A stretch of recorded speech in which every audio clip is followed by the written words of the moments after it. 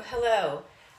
Today we're going to have my first attempt at creating a YouTube video, and we're going to call this the first ever and possibly only episode of Kitchen Catastrophes with Melissa. The idea of this particular video actually comes from the fact that I've had a lot of really weird things happen in my life, to the point where people have suggested I write a book about it. And I thought, well, if I did, what would I call it? And I thought, I could call it Kitchen Catastrophes, Dating Disasters, and Other Humorous Stories. But then this past spring, it dawned on me, why not just make a quick little YouTube video? I'll cook something and maybe we'll have a disaster, maybe we won't. And perhaps in the process, I will tell a story or two. Today's recipe was inspired by my friend Jordan. He had suggested a recipe and I looked at it and well, it's got some pretty fancy ingredients in it, and I'm pretty sure I would definitely mess it up. So I found something that's similar that uses much more commonplace ingredients, so I might have a little bit more luck. I've already read through the recipe because that is one thing I have learned during my kitchen catastrophes, is that if you read through the whole way first, you are less likely to make mistakes. So currently I think the only possible mistake I have is that I did the reading of all of the details afterwards, and it says I'm supposed to line my baking sheet, and I'm assuming that's probably with parchment paper, which I don't have, so I have it lined with aluminum foil. I'm hoping that still ends up being okay. I didn't yet tell you what I'm making. I am making carrot bacon today. So I'm a vegetarian, so sometimes you gotta try out some interesting and different recipes. So carrot bacon it is. So we're just gonna go write down the instructions together. The first thing it says to do is to preheat my oven to 350. So, all right, so it is now preheating, and now I'm supposed to wash carrots, and it says 2 medium carrots. So 1, 2, I don't know if these are what you consider medium or not. They're kind of skinny, so maybe I'll switch it with this one, because that one, yeah, might be more bacony yeah. Okay, so let me wash these real quickly. When I'm washing my vegetables, I use this nifty little vegetable spray cleany stuff, but usually I just rinse them. All right, so we'll wash these off real quickly. Sorry, totally left screen there. All right. Nice clean carrots now. Okay, so now I'm supposed to peel them lengthwise with a peeler or a mandolin slicer. I am not fancy enough for mandolin slicers, so we're just going to use a peeler. And I'm going to peel them onto my cutting board because I figured that makes sense. All right. So while I am peeling these, this is going to be interesting. Perhaps I will share one of my earlier stories of a kitchen catastrophe. Now, mind you, most people have some kitchen catastrophes when they are young, and I definitely would fall into that category, but I realize that most people do outgrow their kitchen catastrophes. My most recent kitchen catastrophe actually happened just a few months ago, so that tells you something. In my family, in fact, because of all of my kitchen catastrophes, whenever we have a family gathering and I ask what can I bring, they always say the vegetable tray. I actually went out and bought one of those like pre-made plastic vegetable trays for that very reason. So anyhow, my very first story I think was from middle school. And it might not have been the very first thing that happened, but it's the first story that I'm remembering right now. So, and this was a moment where it was a good thing Mom was home. Many of my catastrophes happened growing up when nobody was home to monitor what I was doing. This one, thank goodness, Mom was around because she saved my bacon, if you will. So, this first one actually has a little to do with actually cooking. But I guess I was trying to be a good little daughter and do the dishes. And at that time, We actually had gotten a dishwasher. It wasn't one that was like stationary though. It was one that it would be kept in one place in the kitchen, but then when it was time to use it, you'd roll it over to the sink and hook a couple things up and then run it, and then when you were done, you'd roll it back. Do people even use those kinds of washers anymore? I don't know. But anyhow, that's what we had at the time. So I had gotten all the dishes in, and I was ready to go. I was very proud of myself, I think, because I was like, look at me doing the dishes. I don't even know if I'd been told to do them or not. So how do I keep cutting this? It's getting kind of tricky. I wonder if there's a point where I just stop. Okay, anyhow. So I've got all the dishes in. I've got the machine rolled over and hooked up, and I'm putting in the dish detergent. And wow, who knew carrots were so juicy? There's a lot of carrot juice on this. Okay, never mind. Anyhow, so I go to put the dish detergent in, and I discover that I don't have quite enough. And, you know, thoughtful little genius that I was. Oh, Fitzwilliam, you do not get to help with this. Sorry. Hang on.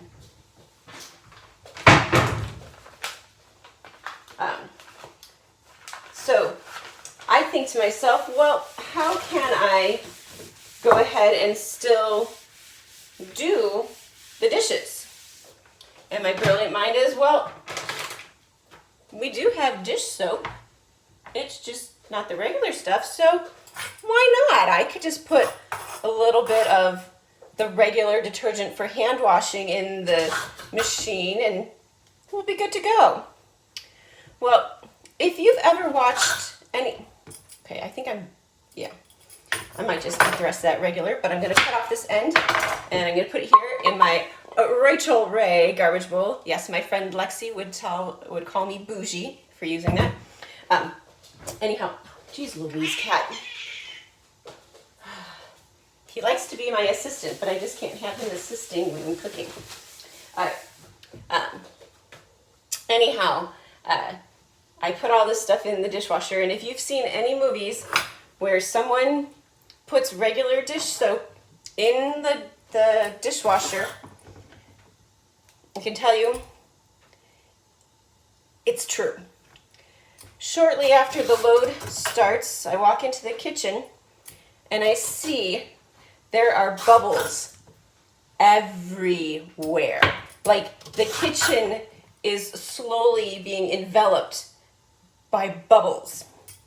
And I call my mom because freaking out, don't know quite what to do. And so she comes in the kitchen and stops the machine, and you know, then she was actually really nice about it. She actually helped me bail out all of the extra water in the kitchen and stuff. Although I did have to clean it up, and I assumed I would. She did help. So anyhow, lesson learned: do not put regular dish soap into the dishwasher. It really does happen like it does on the TV shows and movies, where you end up with soap everywhere. Ooh, that worked better. Okay, so I'm gonna hold the peeler still and move the carrot. That seemed to work well. All right.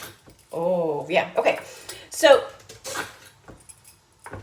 that was probably middle school when that happened. And yeah, several of these stories do come from middle school, but my kitchen catastrophes definitely do last beyond. Now, and if I do make subsequent videos, they may also include some of the dating disaster stories. All of the dating disaster stories are adulthood stories because I didn't go on my first date until just before my senior year in high school. So I'm not going to have any dates or any dating disasters from before then. All right. No recent dating stories because just done with that stuff. All right. So anyhow, I think, who knows? That looks like a lot. So I'm going to assume that's enough carrots. All right, I'm going to put those in the sink for now, but I will wash them in a little bit because my mom always taught me, wash as you go. So I will be doing that. So we are now on to step 3 in our recipe, and it says in a shallow dish. So I'm hoping this is shallow enough. It says I'm supposed to mix together the remaining ingredients. So That starts with some maple syrup. So I'm going to put in 2 tablespoons of maple syrup. There's 1, 2. Okay, so far so good. All right. And then half a tablespoon of soy sauce. Now here's where this could be fun because I have measuring spoons, but none of them are half a tablespoon. I mean, I even have these fun little ones here that have a dash, a smidgen, and a pinch. So I'm gonna eyeball it and hope for the best. This is often where I have a feeling some of the issues happen. That's probably about half, I hope. Okay, so that's the soy sauce. Then I'm supposed to put in a 1/4 teaspoon of liquid smoke. Liquid smoke. This stuff I wonder about. Never really used this, don't know much about this. I will say that the idea of liquid smoke makes me think of, okay, well, we usually think of it as in the air, so that's kind of like a gaseous form. If there's a liquid form, is there a solid form? Okay, so anyhow, how much did I say of that? A 1/4 teaspoon. You've got one of those, all right. And I realize measuring this over this dish is not necessarily my wisest choice. I did learn in home ec that you're supposed to measure over something else. So don't go yelling at my home ec teacher. She did teach me correctly. I just doing my thing. All right, 1/4 teaspoon of garlic powder. Okay, I better quickly rinse and wash these off because I cannot be using a wet measure for that. Okay, so.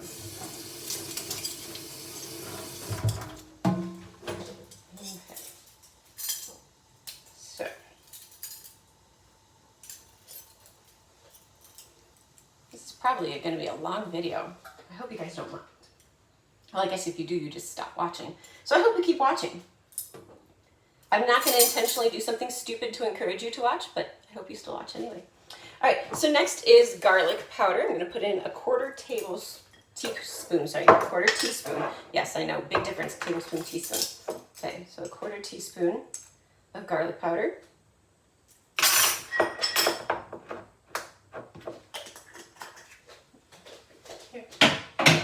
Oops.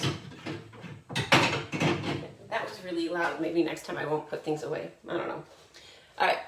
Then a 1/4 teaspoon of onion powder.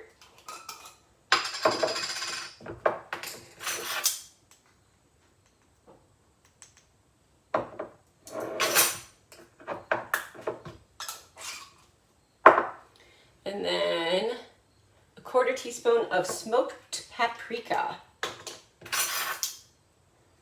A lot of these I had to buy because I learned something a while ago, and I don't think it was in that I actually had a catastrophe related to it, but I learned that spices do expire. And so you do occasionally need to replace them.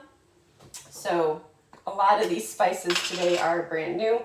This is the fun part. Wait, hang on. Can I take it off that way? Oh, never mind. All right. And then I do need that on because it grounds it. All right. We'll ground it into the lid and see what happens. There we go. Ha-ha. Okay. I'm supposed to use 1/8 of a teaspoon of ground black pepper, so that's about 1/8. Who knows? Okay. The rest I'll just put here because, well, you can go into the compost with those carrot ends too. All right. So I'm going to put all of that in there. Mix it together. I don't need these ones. I just took them out for show.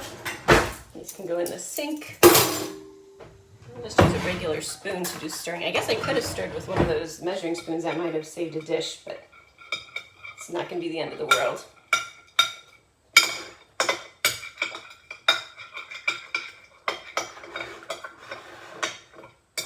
It definitely has an interesting smell.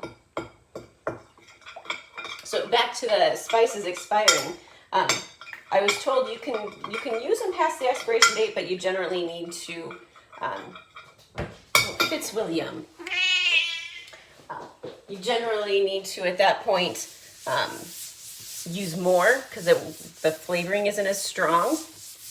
And which is a fun story because my parents, I think, still have some of the same spices in their spice cabinet that they had there when I was a little girl. But that's probably for the best because my mom doesn't really like things that are spicy.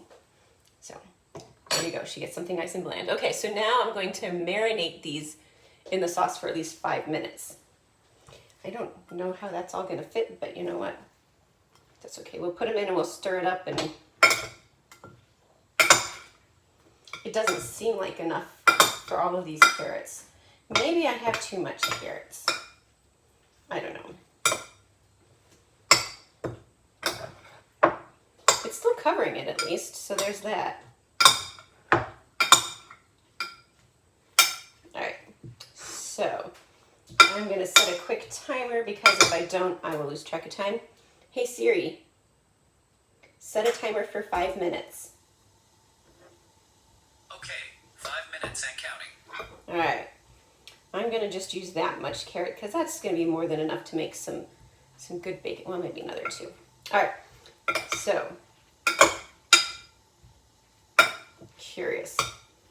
All right, it smells good, so that's always promising. So while that's setting for the 5 minutes, I'm going to go ahead and put some things away. I'm going to put the carrots back in the refrigerator, as well as the soy sauce and the maple syrup. I know not everyone refrigerates maple syrup, but I do.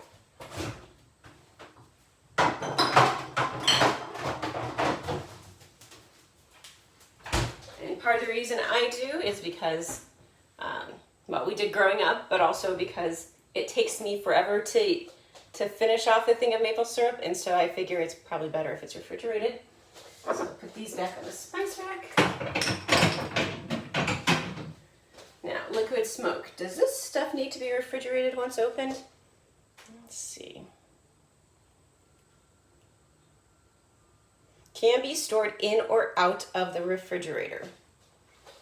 Uh-oh, it says to shake well, and I don't think I shook it.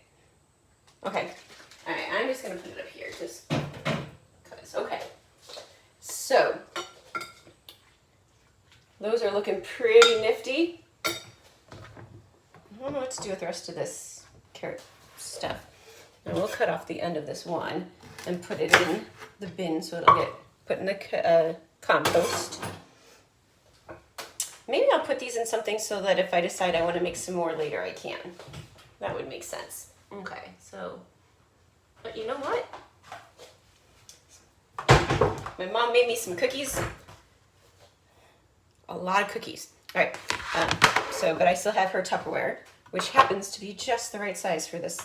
Well, maybe it's a little big, but too big is better than too small, I think, in this instance, so.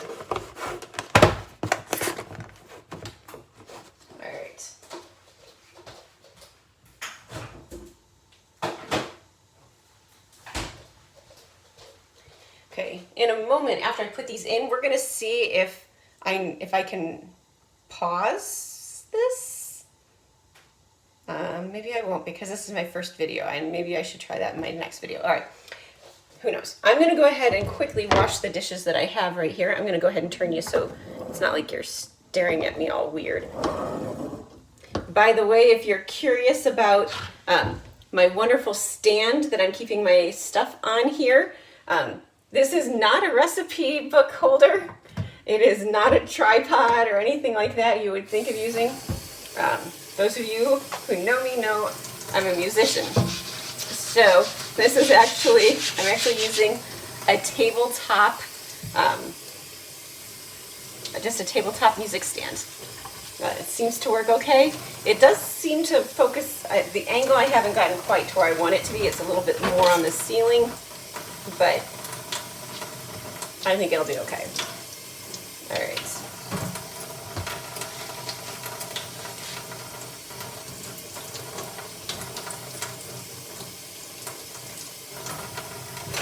So if you actually managed to watch this far and you're enjoying this, cool. I'm going to ask that if you have ideas or suggestions of other recipes for me to try, if I end up making another video, that you go ahead and comment those ideas. Or if you know me, you could text me or email me or something. I might try it, I might not. I will say part of the reason I have a lot of kitchen catastrophes, I'm going to turn you again, hope you don't get dizzy. All right. Part of the reason I do have a lot of kitchen catastrophes is that sometimes I look at a recipe and I think to myself, I don't know if I like what's in that recipe, so I'm going to go ahead and change it. Problem being that I don't really have enough experience with cooking to be able to do so successfully. So I'll compare a bunch of recipes and I'll try to come up with something, and then we have a disaster. So we'll see how that goes. But you never know. I wonder how we're doing on our timer. Let's see. See if I can find the timer on here. I have no idea. I'm still getting used to this thing. It's pretty cool. But oh, wait, I bet that's it. Oh no, that's just a stopwatch. Oh well. Oh, there it is. Oh, timer's done. All right. So, at this point, now that they are done, we are going to put the carrots. Oh, I didn't read the whole way. I could have done that in batches if I needed to. Okay, well, whatever. All right, they are fully coated. They are very, very juicy in this stuff. All right, I'm supposed to put them on a lined baking sheet and spread out evenly. So I already have my sheet lined because for some reason I decided that was something that needed to be done ahead of time. Okay, and so now I'm just going to lay out my carrot strips on here. Some of these are really tiny, so we'll see. All right. Ooh, I bet I can fit more if I go every other because they're tapered, right? Okay. So,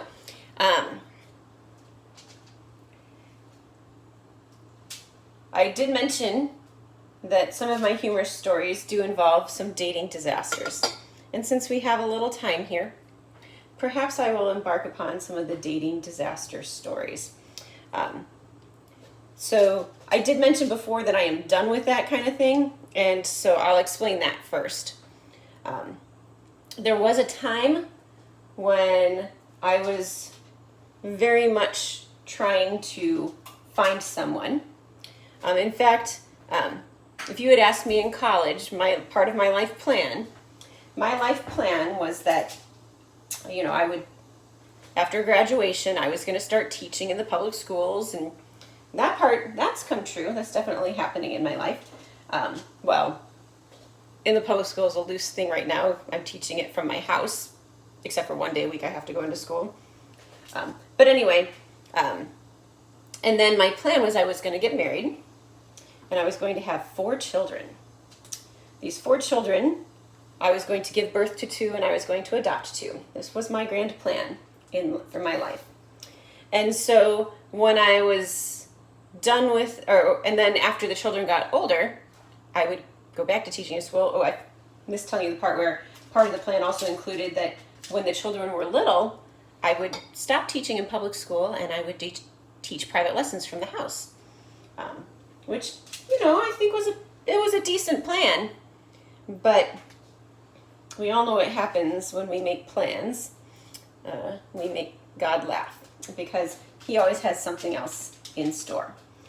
And so anyway, I had for a very long time been really kind of seeking, and even did a little bit of checking out of eHarmony and Christian Mingle and Match.com.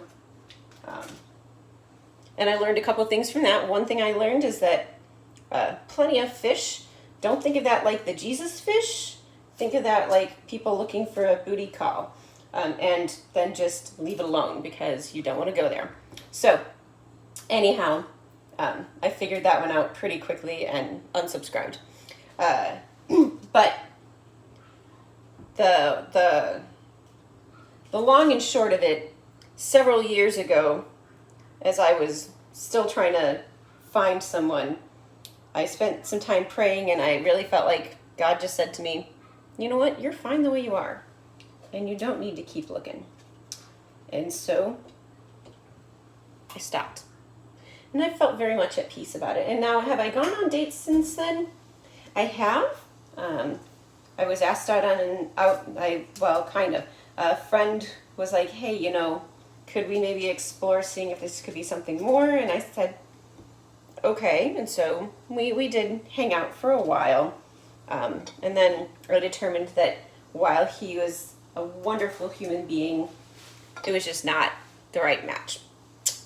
So we are still friends, but that's where that is. So anyhow, long and short of it, that's why I said I'm done with that for now.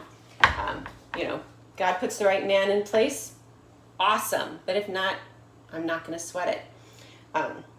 In fact, last summer, a good friend of mine asked me, well, why are you still single?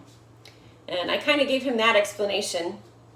But, okay, weird moment. I just turned my watch over, and right there, the picture, you don't really see it. The picture that came up on my watch screen, that was that friend. Okay. Ooh, weird God moment. Okay. So anyhow, I better turn on a timer for this. How long is this supposed to be in here? 10 to 15 minutes, and I'm supposed to flip halfway through. Okay, so who did this? Hey, Siri, set a timer for 7 minutes. Okay, 7 minutes and counting. Okay. So he asked me. Now he wasn't asking because he was curious for himself. He's very happy. He's happily married, totally in love with his wife. That's not it. He was asking just because he's curious. He's a nice man, and he's curious. So I had given him that kind of reasoning, and then I thought about it later, and it dawned on me that part of the reason I am still single, now this isn't a reason that I devised on my own, this is a reason that it just dawned on me, is that perhaps part of the reason I'm still single is because it frees me up to be able to do things I wouldn't be able to do if I were married. I couldn't spend my summers the way I like spending my summers, probably, if I were married and if I had kids. So that is my story on that. So getting back to, shall I share a story from that? I will share loosely. I'm gonna clean it up a little bit because other humans don't use the same language that I prefer to use. But the reason why I was like, oh, I am done. I was actually done with the websites before I was like, I'm done with trying to date.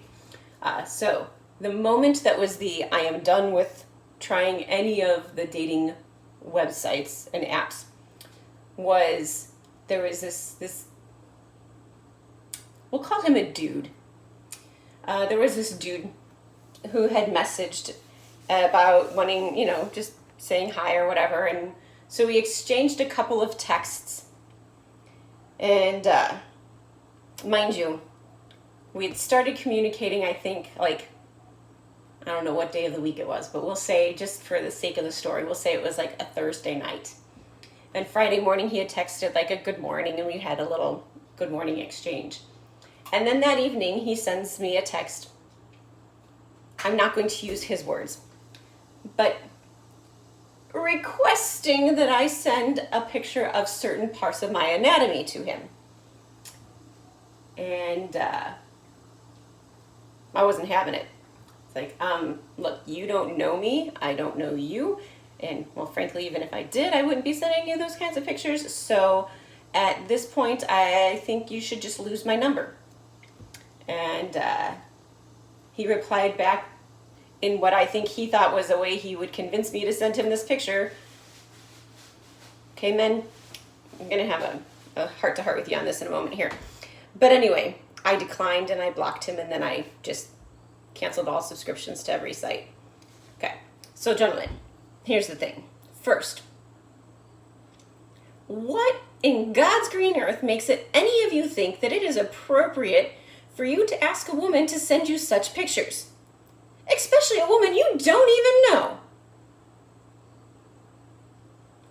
And then, secondly, has it ever worked for you? I imagine it must, because why would someone keep trying it? Now, I'm assuming he keeps trying it. I don't know. Maybe that was his first time asking. I don't know. Seems awfully brazen, and I wish the world would go back to a simpler time, a much purer time, when those aren't just things you would ask for.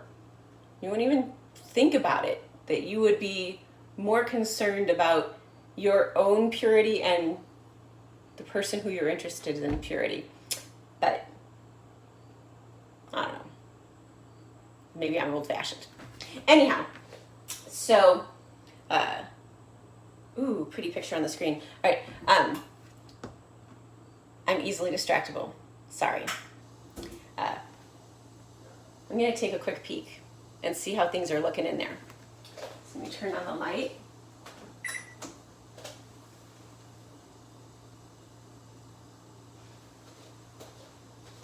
Looks like carrot peels. Okay, so but at least nothing's burning and nothing's on fire, so that's always a win-win. So speaking of fire, that brings me to the next story, because it's due another story. This story is not technically a kitchen catastrophe. It does involve fire, but not really. This is the story of why I got rid of my burn pit. Several years ago, I had one of those freestanding burn pits. You know, you just put the sticks in it and you light them on fire and you sit out around it and you feel all cool because it's, you know, you're outside and there's fire. Okay. So I very much enjoyed this for a very long time, and I was thinking to myself, I'm like, you know, I gotta take the ashes out of here. I'm like, okay, well, my fire was done and it was out, and I doused that sucker because I'm trying to be responsible and safe, right? So I put water all over it, try to make sure it's really out. Okay. So maybe 24 hours later, this is out. I've doused it. Great. What should I do with these ashes? And I thought to myself, well, the ashes come from wood. Wood decomposes. Let's put it in the compost bin. Bad idea. Don't ever. Because see what happened then, and this is kind of why I think of it as a kitchen catastrophe. I was later that day, must have been in the summer because it was during the day and I was in my kitchen. And I happened to look out this here window. And I noticed that there's smoke near the back of my garage, which happens to be where my compost bin was. Anyhow, I look and I'm like, wow, not only is there smoke back there, but it looks like it's really close to the garage. So I'll take myself out there. And I look, there is no compost bin. It gone. And not only that, but the whole back of my garage, well, half of the back of my garage, in flames. So I call 911 and I run in the house. Oh, there's the timer. I better flip them. Hang on. Pause.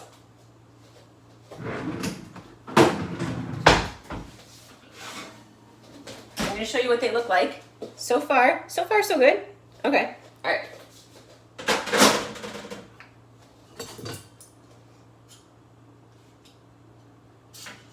Just flipping it might be a tricky thing. Oh, it seems you're doing okay. Except for it's kind of hard to pick them up. I might just have to use my fingers and hope I don't burn myself. Okay. Fingers crossed, no burning.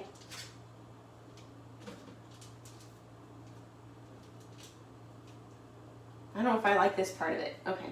That's okay. Probably should have re-washed my hands before doing this, but nobody else is eating these but me, so if I poison anyone, I'm only poisoning myself.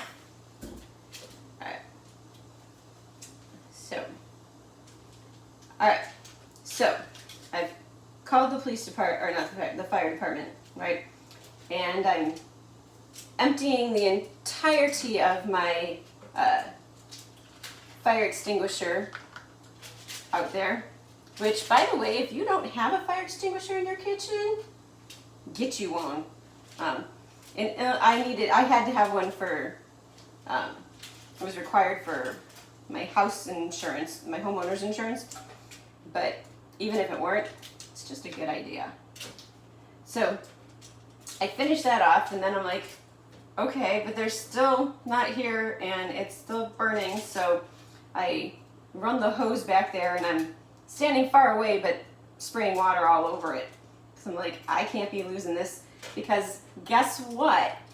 The part of the garage that's on fire, that just on the other side of that, that's where I happen to have all of my paint, which I guess you're not actually supposed to store paint outside when in a garage that isn't heated or something, because it gets too cold in the winter, and I didn't realize this.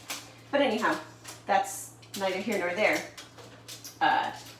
So you put I've got all the paint cans there, so all the combustible stuff, the lawnmower, the gas cans to load or to fill the lawnmower. Oh, and my dad's Fiero. Now you might be wondering, why is your dad's Fiero in your garage? That's a whole nother story, but we'll just say I expect it to be there for quite some time. But at that point, all I was thinking was, oh my gosh, everything's gonna blow up. So anyway, the fire department does finally come, and I had told them when I talked to them on the phone, I told them, don't come down my street, come down the street that's behind my house, because the back of my garage is actually backs up to the road behind me. So I was like, use that, it'll be a lot faster, it'll be a lot easier for you. So they come around the front, and then they look and they're like, oh, we should go around back. Okay, so they go around back and they extinguish it. And I learned a couple things. Let me toss this real quickly.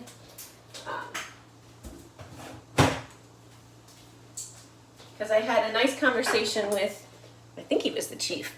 And I learned a couple things. First, part of the reason my garage still stands is because I actually had not one, but two layers of wooden siding. He had said, had it been just one, I would have sustained a lot more damage. And had it been like a vinyl siding, my garage might be gone. Because that stuff just goes, okay. So, the other thing I learned is this. Let's say someone is a smoker. Hopefully you aren't, because it's not good for your health. And anyhow, but you take that cigarette and you toss it, and it lands in some mulch or something. It can reignite even days later and cause a fire. He said that, and I was like, wait, what? Yeah, so be very careful, okay? And don't smoke. But anyhow, yeah, he said that it was just, they had reignited, even though I had them fully out, they reignited, and I don't even remember it. There was the amount of time it could take between when something was extinguished and when it could reignite was a lot longer in time than I thought. And I don't remember now what it was, but it was a bit astonishing to me at the time. So, needless to say, right at that point, I took that whole metal thing, because I decided I can't be trusted with this.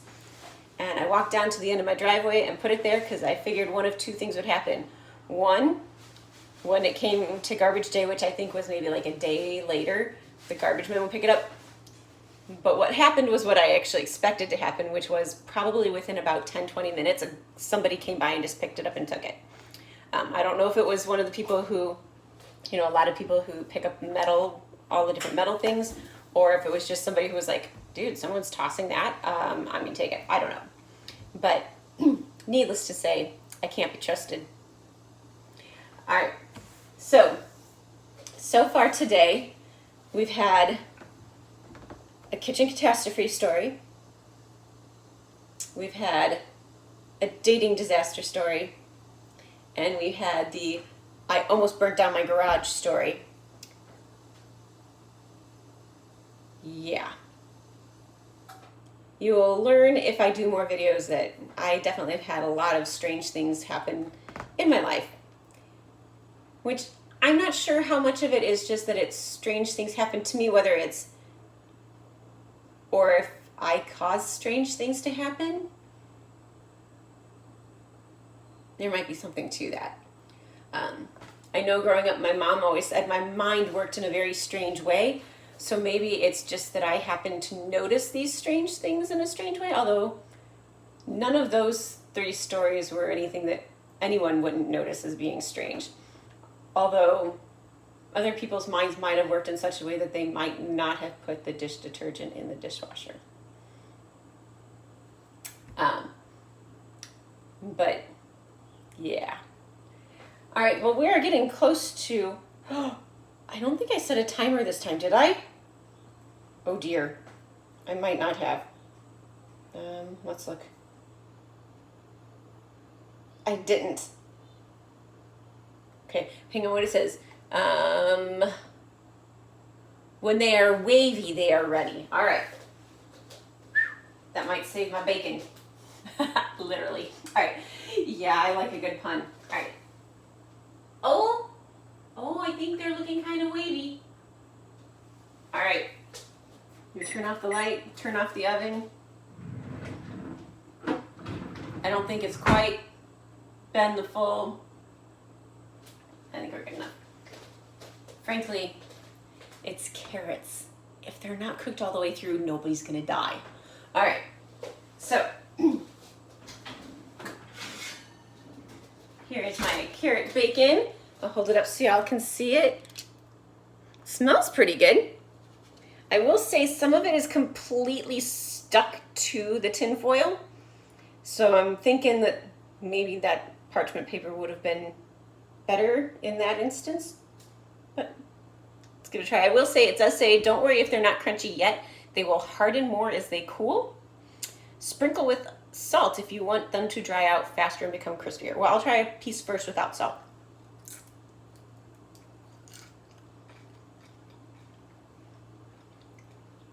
Pretty good. Does not taste at all like bacon, or at least it doesn't taste what I remember bacon tasting like many moons ago when I did actually still eat meat. It's pretty good though. It's sweet, which to be expected, they are carrots after all. Okay, let's try a little salt on there.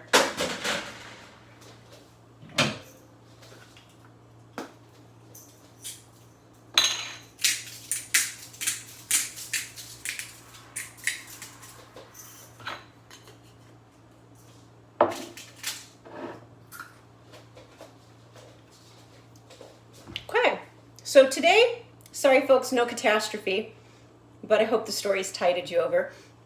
If you have any suggestions for what recipe I should use for my next video, if I do another one, please let me know. And I hope you guys have a great day, be safe, and take care.